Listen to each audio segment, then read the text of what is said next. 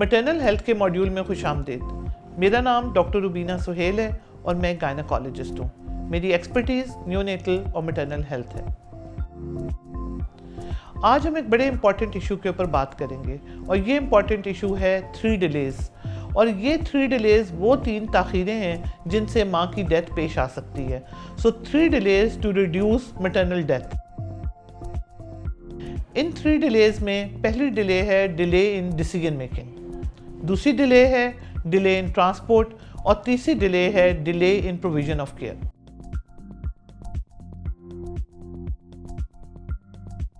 Maternal mortality को कम करने के लिए, जैसा हमने पहले भी डिस्कस किया, the most important way is to improve the skill birth attendant. Skill birth attendant का मतलब है, जिसमें मैं भी आती हूँ, मिडवाइफ्स भी आती हैं, और जितनी वो खवातीन जो कि डिलीवरी के प्रोसेस को ईज आउट कर रही हैं और वो उसके लिए ट्रेंड हैं, वो स्किल बर्थ अटेंडेंट हैं। तो ये ज़रूरी है कि हम क्वालिफाइड क्वालिटी ट्रेनिंग प्रोवाइड करें to the skill birth attendants, ताकि वो बच्चे की डिलीवरी के प्रोसेस को आसान बना सकें।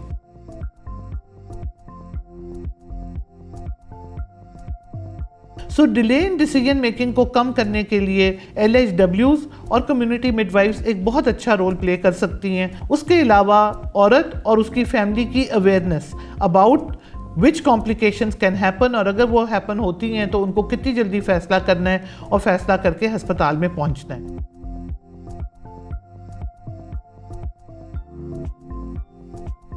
दूसरा है डिले इन ट्रांसपोर्ट। ट्रांसपोर्ट के डिले को कम करने के लिए गवर्नमेंट ने एम्बुलेंस सर्विसेज का बंदोबस्त किया है।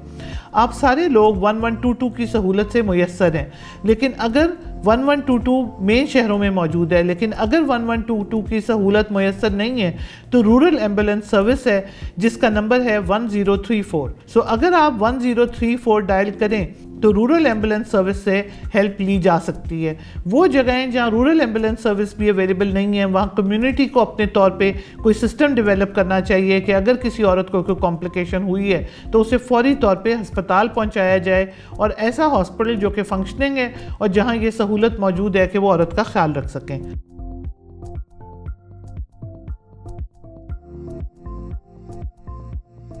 तीसरी डिले थी डिले इन प्रोवाइडिंग केयर।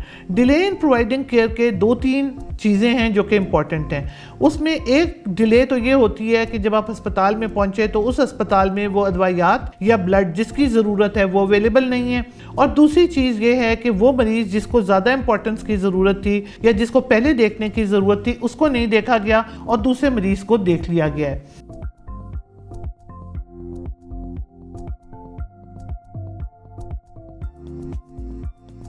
इस थर्ड डिले को डील करने के लिए डॉक्टर्स की ट्रेनिंग पे फोकस करना, अस्पताल में अदवायात का मौजूद होना, ब्लड सप्लाई के लिए अच्छे ब्लड बैंक का मौजूद होना, और मरीज़ों को ये बताना कि अगर उनकी ब्लड लॉस की वजह से हॉस्पिटल जाने की ज़रूरत है तो वो अपने साथ डोनर को लेके जाएं। और आखिरी चीज़ जो इस सिलसिले में गवर्नमेंट ने की है उसको कहते हैं ऑब्स्टेट्रिकल ट्रायेज।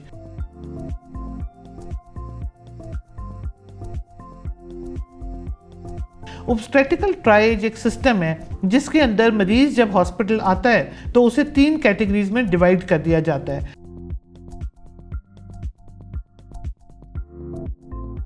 कैटेगरी ए मरीज़ वो है जो कि या कोलैप्स हुआ हुआ है या अनकॉन्शियस है, या उसमें वो कॉजेज़ हैं जिनसे मैटरनल डेथ हो सकती है, जिसका मतलब है प्री क्लैम्सिया एक्लैम्सिया, जिसका मतलब है एंटीपार्टम हेमरेज यानी प्रेगनेंसी के दौरान ब्लीडिंग का होना, जिसमें प्रेगनेंसी के डिलीवरी के बाद ब्लीडिंग का होना शामिल है, कोई और मेडिकल इमरजेंसी, या अगर माँ का दिल चलना बंद हो गया हो। ये वो मरीज़ हैं जिनको इमीडिएटली देखने की ज़रूरत होती है और 10 मिनट तक इनको प्रॉपर एड मिल जानी चाहिए, और इनको देखने वाले जो डॉक्टर हैं वो जूनियर कंसल्टेंट या कंसल्टेंट लेवल का, सीनियर रजिस्ट्रार का लेवल का डॉक्टर है जिसको उन्हें देख के फ़ौरन उनको ट्रीट करना चाहिए। दूसरी जो कैटेगरीज हैं बी और सी, उनको इमीडिएट और अर्जेंट अटेंशन की ज़रूरत नहीं होती। तो ऑब्स्टेट्रिकल ट्रायेज के सिस्टम ने माँ को इमीडिएट केयर के करीब तरीन कर दिया है, और 3 डिलेज इन सारी इंटरवेंशंस के साथ सॉल्व होना शुरू हो रही हैं। सिर्फ इम्पॉर्टेंट ये है कि ये सारे सिस्टम हर हेल्थ केयर फैसिलिटी में मौजूद होने चाहिए।